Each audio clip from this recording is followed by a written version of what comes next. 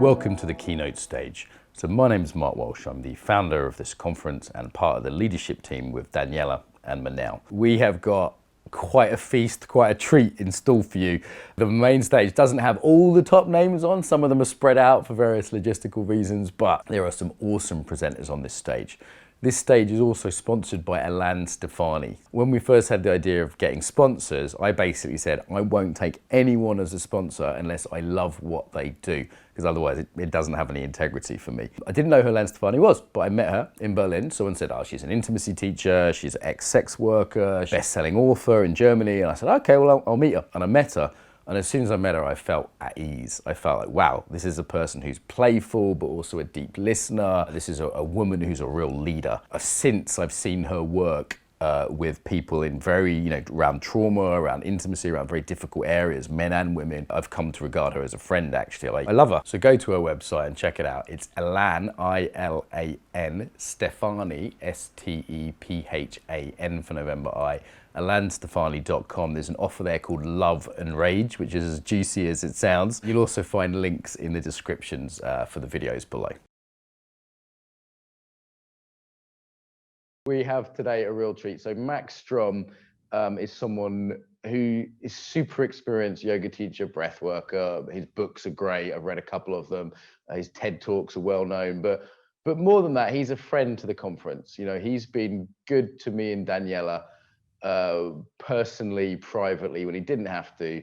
And, for me, we see a lot of big names, and character is something that I've become most impressed with, is people's character. So as well as, offering great work, and I've personally worked through one of Max's breath courses, for example, during COVID. That was my road to recovery from COVID, was working through one of Max's breath courses over several weeks. So personally, I'm indebted to him, and this is someone I like and respect very much. So Max, you're welcome. Oh, thank you for your gracious introduction, and I'm so glad that our Breathe to Heal course was useful to you, and I'm really pleased that you turned to that in this time. So I'm very happy to be invited. Thank you for including me. Yeah, you're super welcome. So today's on sleep, right?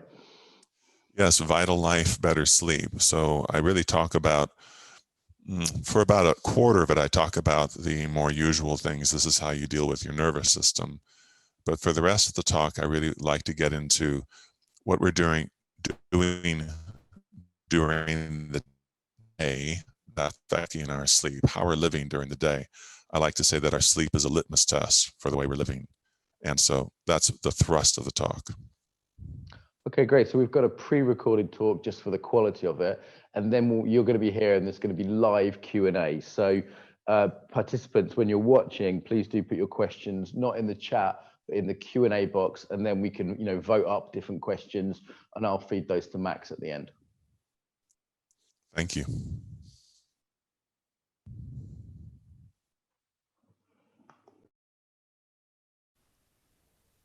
Hi, this is Max. I'm here to talk to you about sleep, and it's one of my favorite topics. I think it's super interesting because I believe that we often talk about it all wrong. We come at it from the wrong direction. Because when you look at your sleep, generally speaking, what you're really looking at is how you live during the day. I'll say that again in a different way. How you sleep at night is a litmus test, a quality test for how you live during the day. And some things during the day we have control over, and some things we don't have control over. I'm going to help you by giving you very practical things that you can change in your life to sleep better. But before this talk is over, I also want to go over some things that you can do that are a little harder, but involve changing your life a little bit, meaning habits, meaning sometimes how we look at the world. Because sometimes the problem is how we look at our life, how we look at the world. And if we change that a little, things tend to fall into place. So first of all, just a little bit of science. I want to talk about the autonomic nervous system. That's the automatic part of our nervous system that controls our heart rate, our eyes blinking, our breathing when we're not doing breathing exercises, our digestion, all that, healing even, is regulated by the autonomic, or I like to call it automatic nervous system.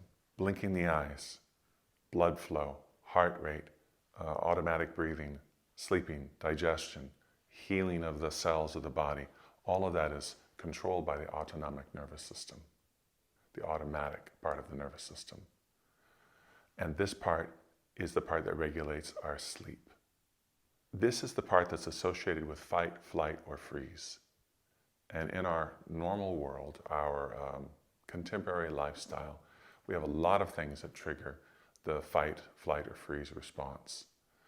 The freeze part looks like depression sometimes, or giving up, or just inaction, where we feel like I don't want to do anything. I just want to sit on the couch and stare at something like a blue screen. But fight or flight means fighting or aggression, or running away from danger. And these things are triggered by things as simple as noise, as traffic congestion, as lots of bright lights, as TV screens being on in the restaurant when you go in, or dance music playing at your favorite restaurant when you're trying to relax, or even drinking alcohol, which makes us feel relaxed at first but stimulates the nervous system later to cause us to wake up 2 or 3 hours later. The thing that's really a big culprit is the news. Watching the news can be one of the most destructive things you can do for yourself, especially these days. Now, that doesn't mean you should never watch the news, of course, but not every day, and certainly not before bed. That's the absolute worst thing you can do, because the news, as you probably know, is designed to make us go into fear response. So if that's what you're triggering just before you climb into bed, of course you're not going to sleep well. I want to talk about some things that you can do, including food, a few things with food, and then get to more of the psychological and social parts a little later. So let's start with the easy one. Let's start with food. There are a few things you should know. And one of them is that if you become heavily addicted to caffeine, that it's a downward spiral. And I've experienced this at an earlier time in my life, where the more exhausted I was, the more I drank caffeine. The more I drank caffeine, the more exhausted I became. So it's really a cat chasing its tail kind of thing, but it devolves down and down to where you're just exhausted. So if you want to drink caffeine in the morning, that's fine, as long as it doesn't cause you to have a big dip in the afternoon, or it changes your personality. The big problem these days too is energy drinks that people drink, which actually have no energy in them, but rely on taking your storage of energy, your long-term battery, so to speak, and taking that energy to make you function. Many people are addicted to them. They drink them all day long, and it's a really bad idea. They're not regulated at this point. In other words, minors can drink them, and there's no limit as to how many you can drink, but they're probably not a good idea to live on.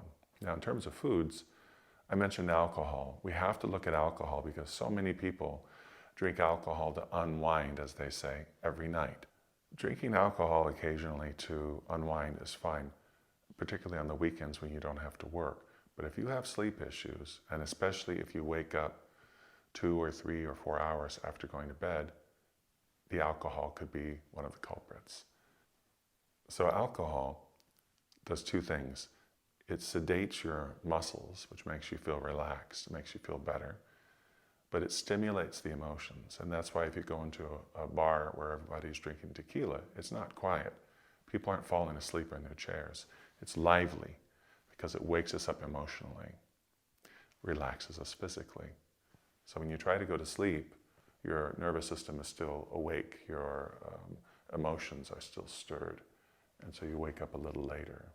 Also, eating your biggest meal of the day as a late dinner for some people is not a good idea, and the digestion of your food, especially a big meal and especially a protein-heavy meal, can be a cause for restless sleep or not falling asleep as quickly as you would like. So the old adage of eat breakfast like a king, lunch like a queen, and dinner like a peasant is basically a great adage, because if you eat like that, this can improve your sleep. Lastly, eating a lot of sugar in the evening, which is a stimulant, and chocolate especially, which is a double stimulant, can interfere with your sleep. So if you want to eat something sweet, I suggest eating it with your midday meal and not your evening meal. Now, these things, like I said, are common knowledge, but I'm constantly surprised where people come up to me after my live talks and they say, hey, I didn't know that. I didn't know any of that. And they'll say, I eat my big meal at 11 o'clock at night with 2 glasses of wine and a chocolate dessert. And my food's often spicy, and spices can also interfere with sleep. I'm talking about hot chilies if you didn't grow up eating them. If you grew up in a culture where you ate hot chilies all of your life, it probably has nothing to do with your sleep. But if you grew up eating potatoes and white bread, and then suddenly you switch to hot, spicy food all the time, you might want to try eliminating that for a week or 2 and see if it makes a difference. We haven't updated our operating system in our body for, they say, 200,000 years. So we're still wired for a natural life, for nature, for being outside most of the time. And when we see blue light, it's because it's daytime. The blue light is the kind of light I'm talking about where you're walking up to someone's house to knock on the door. They're watching TV, and from this TV, through the window is this massive blue light coming. That's not what they see, but out in the street you see this blue light. So you may know that all screens, including your handheld device, emanates blue light. Some of them have filters on that go on at nighttime now. Not all do. But as long as you're staring at a blue screen just before sleep, that blue screen will tell your brain that it's the middle of the day. Your brain is wired to secrete melatonin at around 10 o'clock at night to start setting you up to sleep. But with blue light coming in through the eyes, it will delay that melatonin, which is a problem. One of the things people have responded to the most in terms of my advice on how to improve their sleep is by trying this. I would suggest for 2 weeks, every night before bed, at least an hour, read. And not from a blue screen, preferably from a book. And try to have amber light, whether it's artificial amber lighting or candlelight, several candles. It makes a difference. And read material that makes you proud to be a human being, that gives you hope for the human race, and you find uplifting and inspiring. If your last thoughts before sleep are uplifting and inspiring and give you hope, it affects your sleep. I promise you it does. Try it. Another important note is not to work from bed. Sleep specialists have established that basically the bed should be for 2 things: sleeping and love. And that's it. And our subconscious association with the bed are those 2 things: sleeping and love, and nothing else. So if you want to work with your laptop, for example, work somewhere else before getting into bed. Do not bring your laptop or your project papers into your bed with you. It's a terrible idea, and it could really annoy the person sleeping next to you. Another thing is, some people like to go to sleep with the TV on because of the sound. And that's interesting from a psychological perspective. My own hypothesis on this is that it has to do with when we were children and we were put to bed in advance of our parents, so we'd usually stay up a couple of hours longer. And we would go to bed hearing their voices, and it would make us feel safe and that they're not too far away. And we're home, and then we would fall asleep. But now as adults, especially if you live alone and sleep alone, you're in this dark room by yourself and you don't hear any other voices. So the impulse to have voices in the room is not a bad one, but it can be improved upon. For example, if you were to play someone, a teacher that you like, or a philosopher or a thinker, speaking about something that is, again, uplifting, calming, beautiful, heroic, but something that makes you feel good in terms of content, not just the TV on, could make a difference. But also we have recordings now of crickets and frogs, which we're wired again to listen to in the evening. Normally, the crickets and the frogs start in the evening and they stop sometime after midnight. And so we go to sleep to these sounds. They help put us to sleep. It's very interesting because they are also nature's first alarm. So a lot of houses in cities these days have security systems where if somebody were to move your window or try your door, an alarm would go off. But the earliest security system were these frogs and crickets. Because if an intruder, a predator, walked into your camp or your sleeping area or your tent or your hut, whatever, these frogs and crickets would stop chirping and we would wake up knowing that something's wrong. So for those of you who are very audio sensitive, you might want to try that. I've done it, and especially if you live alone, there's no one else, there are no other sounds or voices, you might want to try sounds of nature. Now, for the psychological social part, we have phrases like, something's keeping me up at night, I want to talk to you about it. Or, how's business? It's okay, it's not keeping me up at night. Things like that. Each culture has a different saying that infers that we all know that when we're worried, angry, or in grief, it interferes with our sleep. So sometimes none of these other things that I mentioned will matter unless we deal with the heart of the matter, your heart, basically the human heart. So we have to look at what is keeping us up at night. One CEO I know, he worked with me in my breathing classes. He told me he only slept 5 to 6 hours per night. And I said, that's not enough. You should be sleeping 8 hours to 9 hours, especially since he was about 60 years old. And he just laughed, and he was a little bit condescending, and he said, Max, I've been sleeping like this for a long time. This is my normal rhythm. Don't worry about it.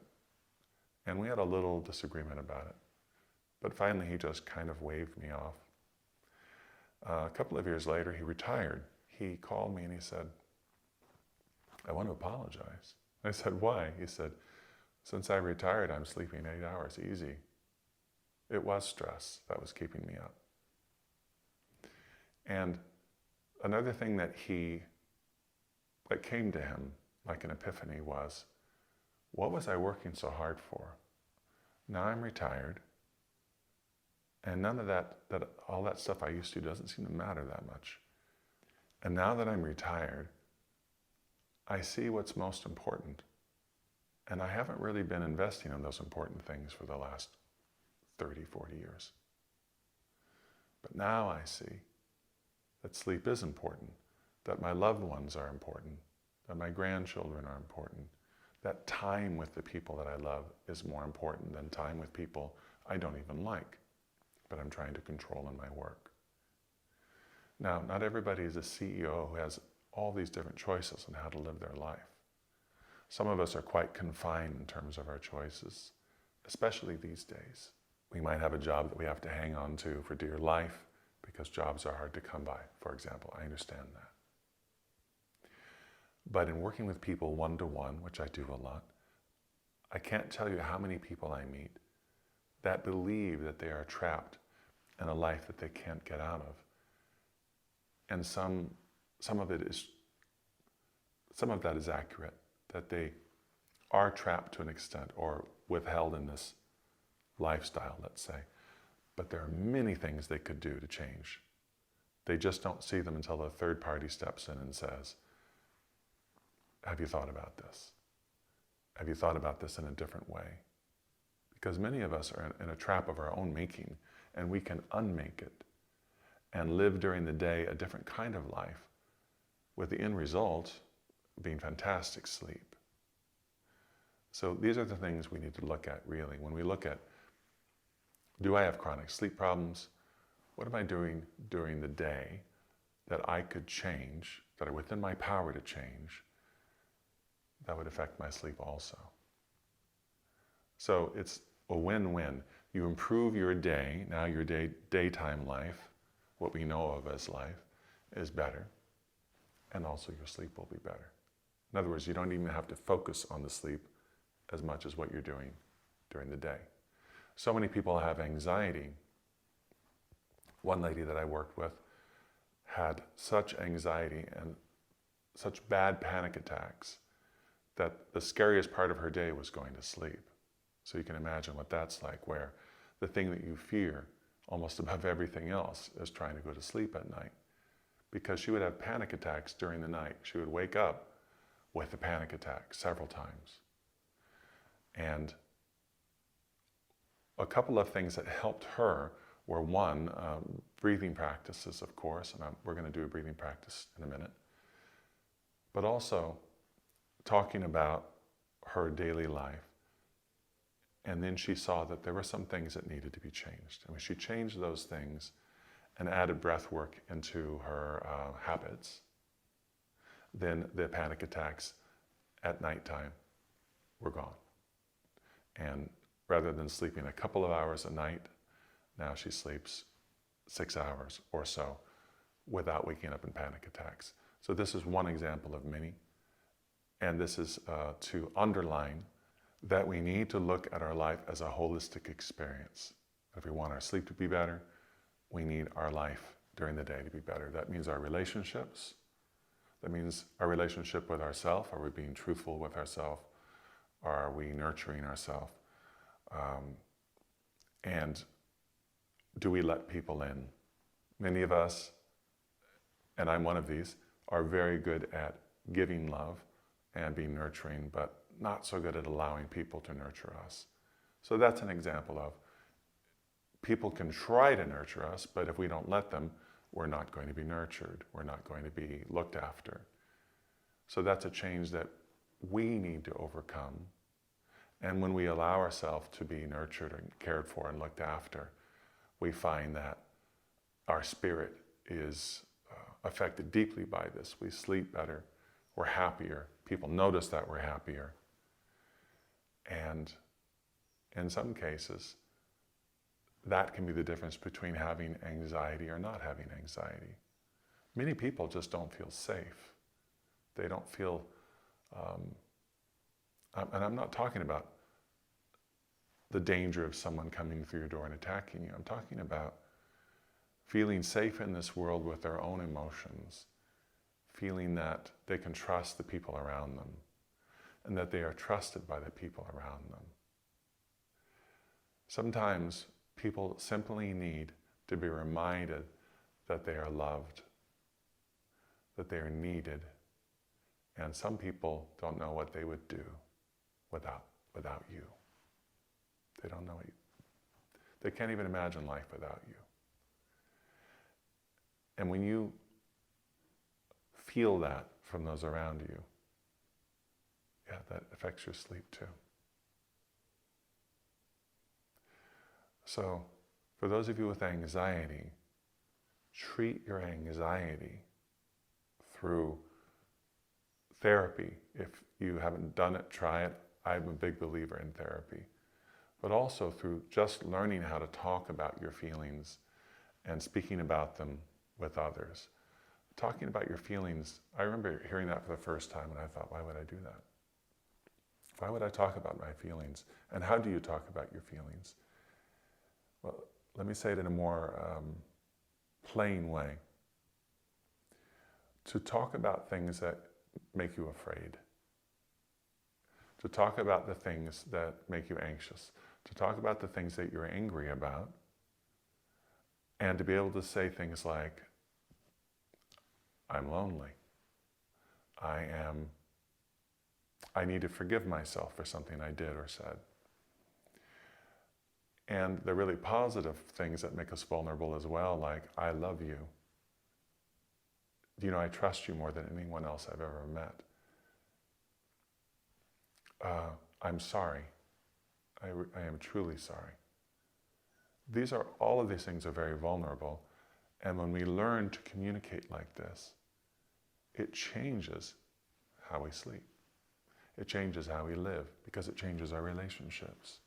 And if we feel safe, seen, looked after, that we matter, that our existence matters, that we're not just ghosts walking around the city where if we disappeared, no one would even notice because we're not there anyway. These really are the subjects and challenges of our time. Sleep is just one of the side effects. Good sleep is a side effect of doing this work. Now, I do have an evening practice, something that you can follow every evening on video. And one of the things we do is breathing practice, which a few of you have done, but a few of you have never heard of. So this might be the first time that you try this. So when would you do this? You would do it in bed. So I'm talking about, you've put the book down, the book that you're going to read. You blow the candles out that you're reading by. You get under the covers, so you're in the dark room now, and you're ready to sleep. And that's when you do this count. So the way it works is you inhale 4 beats, hold your breath 7 beats, and exhale slowly 8 beats. Now, we're all different, so you have to determine how fast you do this. I'm going to pick a fairly quick tempo that I think everybody can do, more or less. But when you do this later, tonight, you might want to pick a tempo that's a little slower or a little bit faster. And the way I do it is I have my hand on my thigh, and I just tap my thigh like a clock ticking, just a tap, tap, tap. Remember, you can always slow it down or speed it up. You're in control of your own breath. And as I count you through this now, if it's too slow for you, just go a little faster. So all you need is a tapping finger and your breath, and you'll be in bed, and that's it.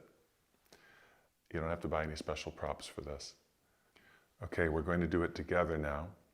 I'm going to show you the speed of the count. It's about like this. So now when I say inhale to the count of 4, you know how fast to breathe or how slow to breathe. If you're lying down, stay lying down. If you're sitting up, sit up straight, straight spine. Now quickly exhale. Inhale, 1, 2, 3, 4. Hold your breath. 1, 2, 3, 4, 5, 6, 7. Exhale. 1, 2, 3, 4, 5, 6, 7, 8. Inhale. 1, 2. Deeper. 4. Hold your breath. 3, 4, 5, 6, 7. Exhale. 1, 2, 3, 4, 5, 6, 7, 8. Inhale. 1, 2, 3, 4. Hold. 1, 2, 3, 4, 5, 6, 7. Exhale. 1, 2, 3, 4, 5, 6, 7, 8. Inhale. 1, 2. Deeper. 3, 4. Hold your breath but relax. 2, 3, 4, 5, 6, 7. Exhale. 1, 2, 3, 4, 5, 6, 7, 8. In. 1, 2, 3, 4. Hold. 1, 2, 3, 4, 5, 6, 7. Exhale. 1, 2, 3, 4, 5, 6, 7, 8. Relax and breathe as you like.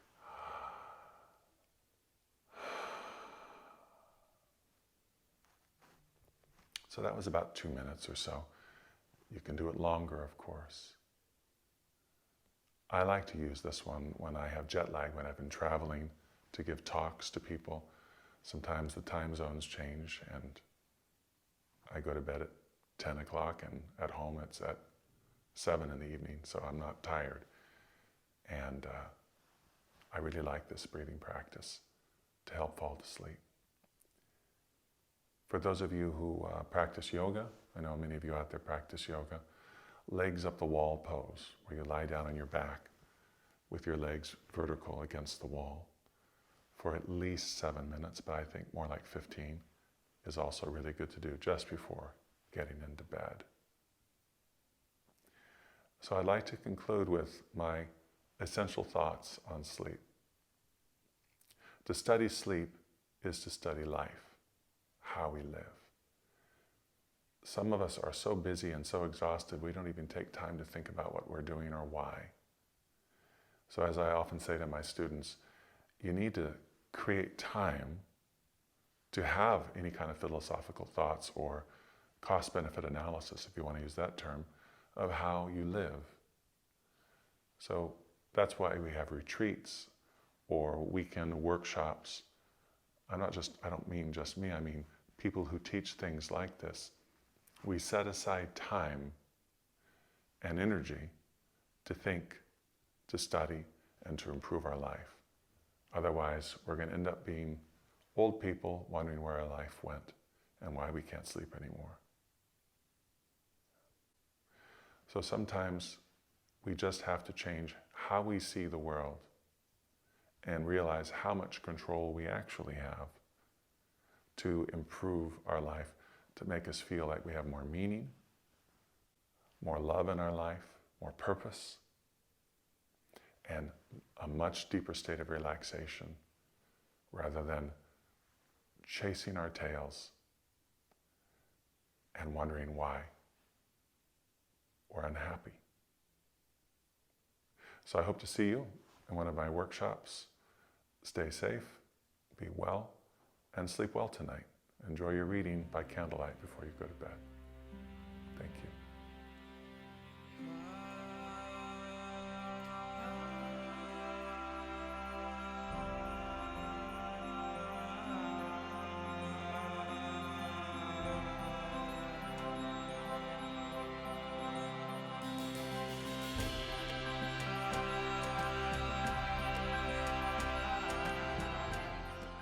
That was an abrupt end. Can you hear me, Mark? Yeah, sounds good now, actually. Thank you. Good. Good advice as ever. Enjoying that here. Shall I read through some of the popular questions, Max? Certainly. So Michael asks, what does it mean to be a light sleeper? I wake up at very little disturbance, sound, light, etc. There are different causes for that. One could be a little bit of a state of hypervigilance. So that's someone who didn't feel safe in their life, perhaps as a child or at some point in their life went through some time period when they felt unsafe. So for example, you don't always have to have an intense trauma to have anxiety or hypervigilance. Hypervigilance is when you're, for example, if someone claps their hands, you jump up in the air and freak out because you're at any moment you're triggered into, I'm being attacked at any moment. Soldiers often have this. They sit with their back to the door. They're constantly scanning the room, for example. A friend of mine, she lived in a house with a father who had mental issues and eventually took his own life.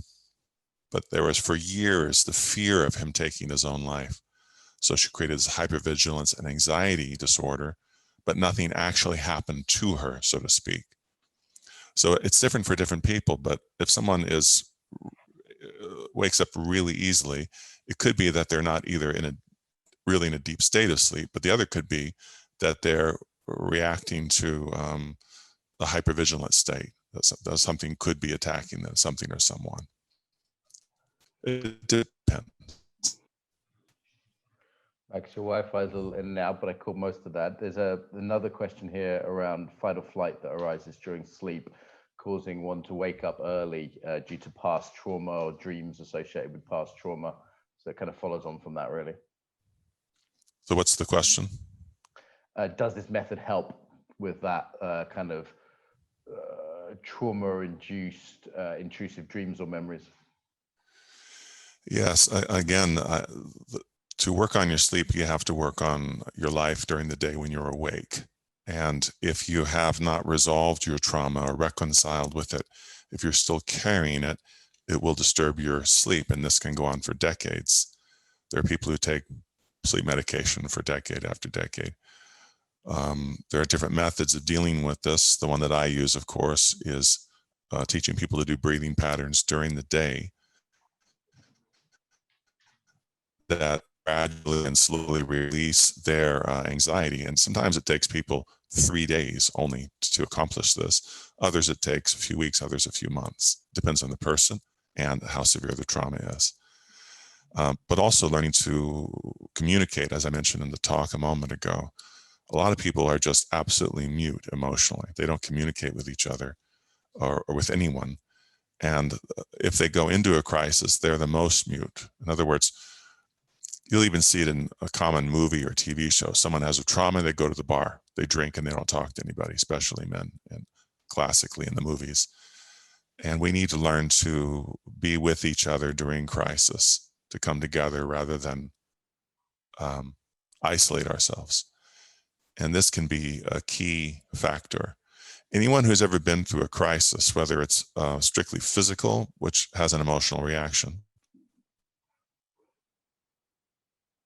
or emotional only, knows that when people who they love come to them and are there for them, it enhances the healing process, and isolation does not.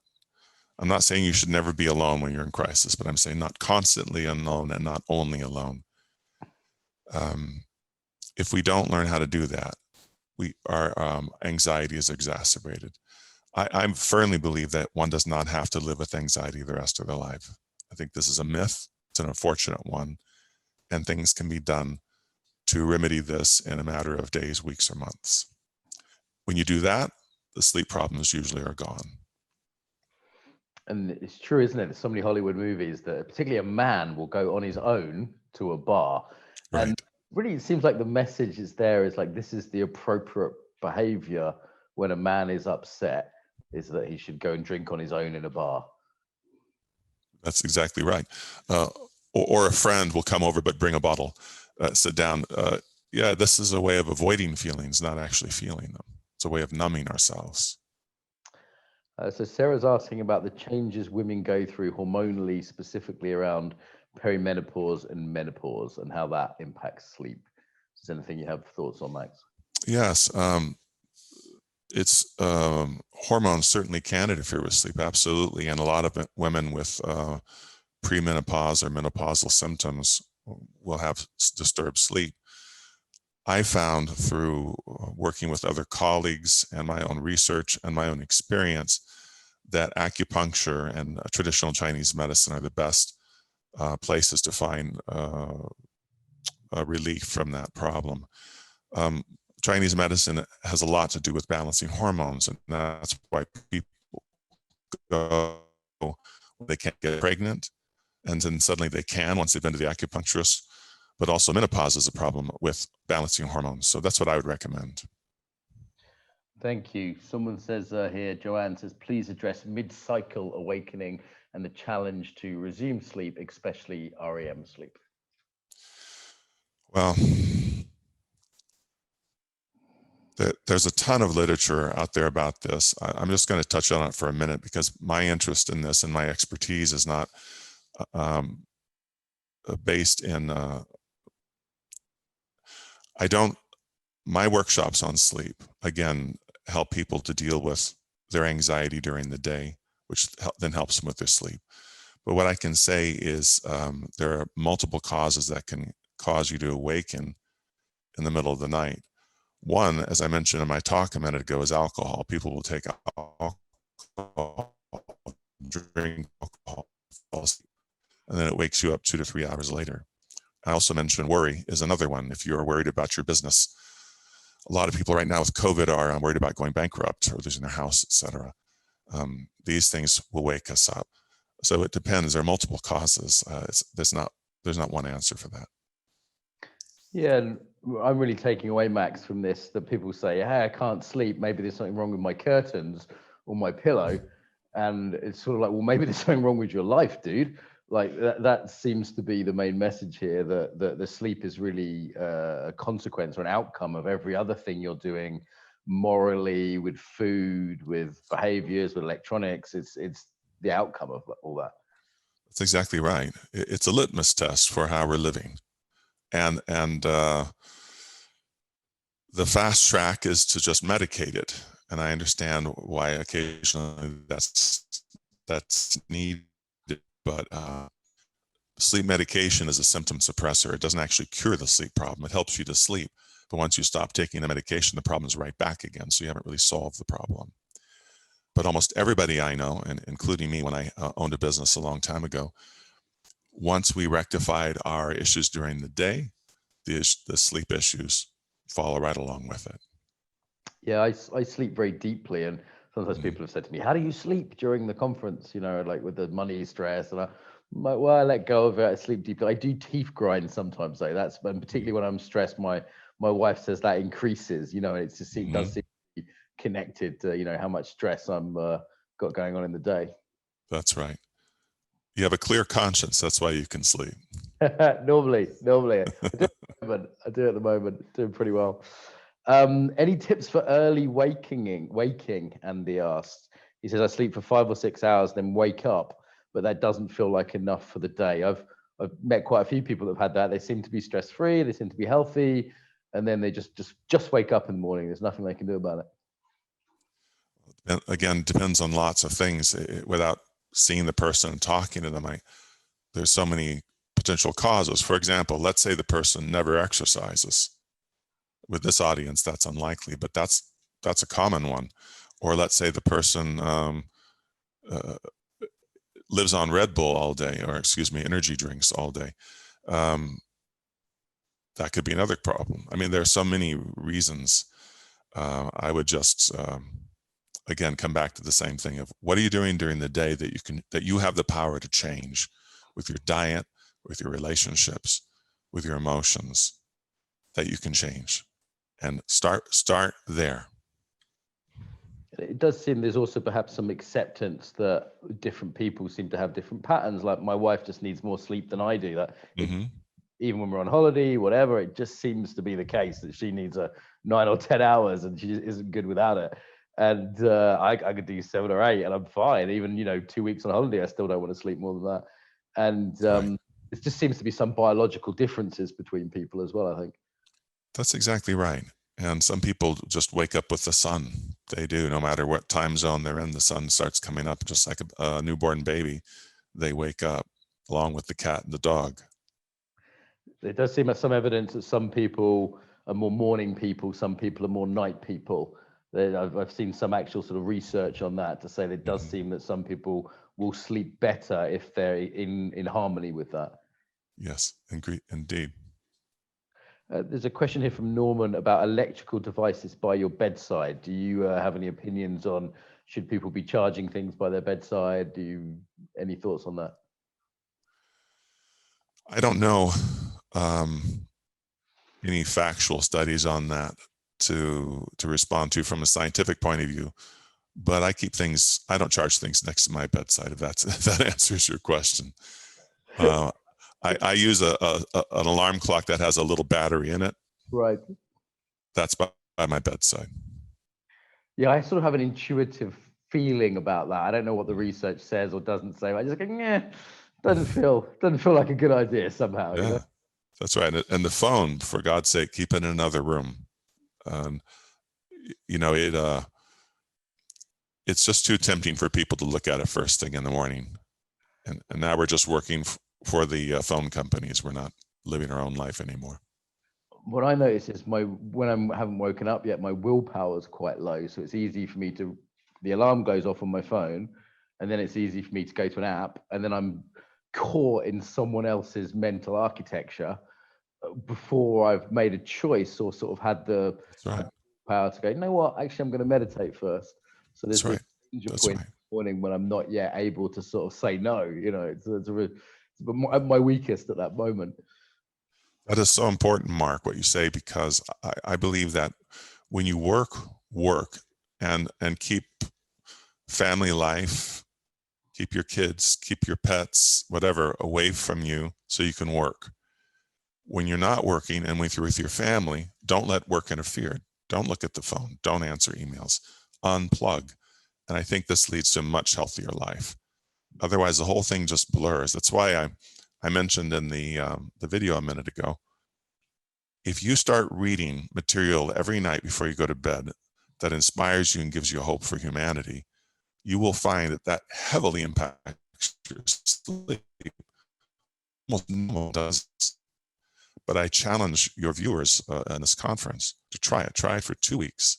No news, no action films, no thrillers.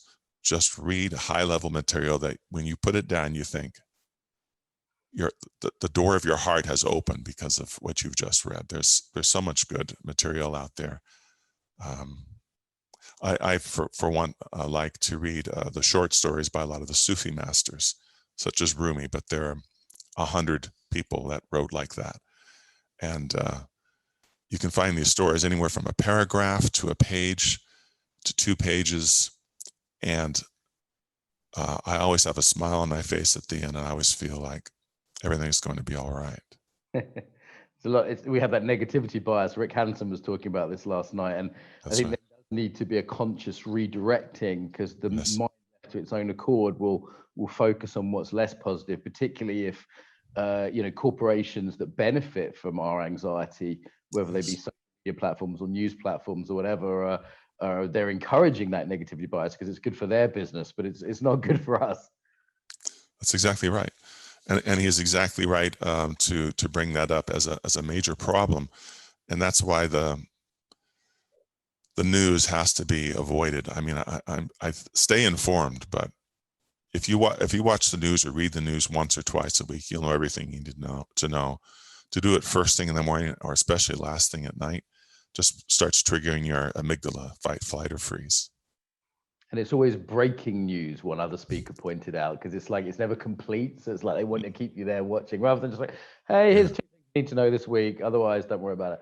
That's not good for their business. But it's interesting, Max. A lot of people sort of mention how much energy I have and the conference and my drive, but they don't see, like, I've been to the Russian bathhouse twice this week, to 3 massages this week. And every night I have, I was packing my bag for the conference from Brighton to come to London to an Airbnb. And I was bath salts, lavender oil, bubble bath. I have an hour-long bath every night with bubble baths and salts and lavender oil in, with nice music playing in the background, candle lit. People see the yang side, but they don't realize it's being driven by that kind of nice come down at the end of every day. Well done. And let's not forget nature. I mean, nature is one of the things that brings out the best in people. I always marvel when I'm at the beach, how people will arrive with their kids, and kids are pretty much well behaved at the beach. They're having so much fun digging holes in the sand, building castles, running in the waves. And then I notice, adults are more well behaved in nature as well.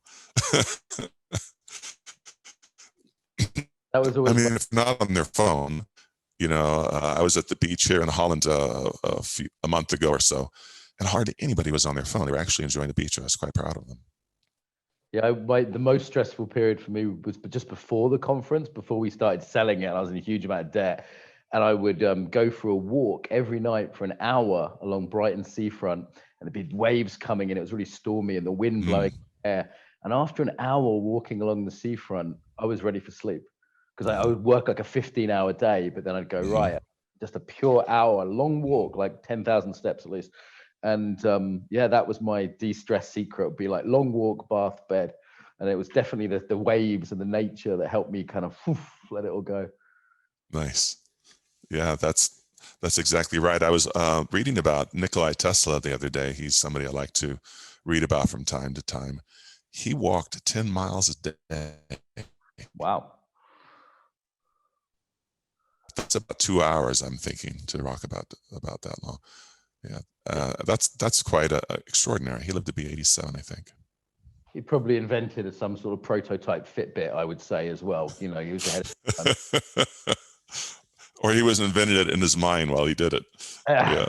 Yeah, I would have my best ideas for the conference walking as well. I would relax and just breathe and not try and have any ideas. And then all of a sudden I go, oh, we should do this thing, you know, and do it the next day. Someone's asking about moon cycles and sleep, Max. Do you have any thoughts on that, on the moon cycles and sleep? Is it true that people go mad and turn into werewolves and things? Yes. When you're turned into a werewolf, it's very disturbing to your sleep. But in seriousness, we know the moon does affect us. It affects our moods. It affects women's cycles. It affects our sleep. And on full moons, people do not sleep as well. But we can't change the moon. But we can change how we live and choices we make. And are you a fan of napping? I quite like a nap. Are you a fan of the power I'm a big fan of napping. Yeah, I'm one of those people that frustrates others because I can lie down for 20 minutes at 3 p.m. and wake up refreshed and go back to work, no problem. And others, I know if they take a nap, they feel tired the rest of the day. No, I'm a fan of napping. Yeah, I find the exact timing of the nap helps with not feeling tired. To do with, I experimented with different periods of time, and too short or too long makes a problem for. I used to live in Brazil. We used to have a siesta, and it's to time it just right. And then if I got the timing right, I'd always be refreshed afterwards. Yeah, that's brilliant. Also, I think people who are addicted to multitasking have a difficult time sleeping as well. Now, multitasking can show up even in something like this, where you're watching a talk and then you start texting a reaction. As soon as you start doing that, you've stopped listening to the talk, and you're the thinker and the talker. And our attention span's getting shorter and shorter. If we're always somewhere else, anywhere but here, that's not going to result in a good night's sleep either. Yeah, I'm guilty of that sometimes. And it makes me laugh when I see sometimes in the chat, it says, "This is a great meditation." Well, exactly so. That's exactly what I'm talking about. Come on, guys. Coming after, we have time for Q&A. Looks like we're almost at time here, but any thoughts on red light therapy or blue light filters? Just to answer two questions in one there. No, I've never used them. I do use amber filters on my screens. I mean, I live about the same luxury that you guys live in there in England. And as the sun starts going down at 6 p.m, if I'm still working at 6 p.m, I will turn on my amber filter. But no, I don't have any experience with the blue or red lights. Now that's that cat sleeps really well, I bet. Do kittens help? That's an important question. Someone's given us 3 kittens today to socialize. They're getting used to people. So yes, we're socializing them. And Max, in terms of finding your work, it's maxstrom.com, right? That's right, maxstrom.com. That's where people can find the breathing course that you mentioned. It's called Breathe to Heal. And we also have an evening practice that you can do for about 45 minutes just before you go to bed, which finishes in bed with that 4-7-8 count. I really recommend that breathing course. I did it myself when I had some lung issues post-COVID, and the anxiety ones on there have been good for me as well. So it's broken down. It's very accessible, broken down, and you don't have to be super athletic or super spiritual and yogic or anything like that. It's one you could sort of give your normal husband or wife or office worker friend, I would say. Thank you. I appreciate that. Okay, Max, we're on time, but this was a pleasure, as I knew it would be. So yeah, we'll do a few things to wrap up. First thing is, as ever, if people want to, I'll come back to Max for a final quote. But before I do, we have the breakout room. So if you want to chat to other human beings, talk about breath work, talk about sleep, anything at all, then please do go to those. The vibe there is generally really, really nice. And I think it's one of the best things about a conference, and that they'll only be open today and tomorrow. Obviously, we're almost finished. Oh my God, how did that happen? If you want to own the whole library, of course, that would be great. Most of the content now is not available for free in terms of the different sessions there, because it's just 48 hours. We are 500 sales away from break even, my finance department tells me. So I would personally very much appreciate it if we could break even today. You know, I can relax and enjoy tomorrow. So if you want to help us out, as well as get 50% off before the price doubles afterwards. So there's that. In terms of other talks, we've got loads of brilliant stuff coming up. Daniela, what are you looking forward to today? Well, my favorite is tonight, A.H. Almas, and I'm doing like a 20-hour shift to actually attend this talk. We also have tonight Stephen Porges, and tomorrow we have actually two gems. We have a panel with Bonnie Bainbridge Cohen, Judith Aston, Don Handon Johnson, and Daria Halperin on embodiment, and we have Ruby Wax, a last-minute confirmation tomorrow, last session on the main stage. Wonderful. Okay, also vote in the chat, should I buy my wife one of these kittens? I think it's about time, don't you? So when we break even, make it happen. When we break even, Daria Walsh gets a kitten. Break even. Okay, wow, it's serious now. Serious. She said she'd do some witchcraft to help last night. Okay, this has been brilliant. Let's go back to Max for the final word. So do you have a top tip, Max, we can put in our conference book? Top tip. Yes. If you haven't learned breathing patterns yet, learn them, do them every day for at least 5 minutes. It'll change your life. And you'll notice, because people will start responding differently to you. People will notice that you are feeling different, because then we behave differently. So breathing patterns also affect our relationships. That's my key tip for the day, my hot tip.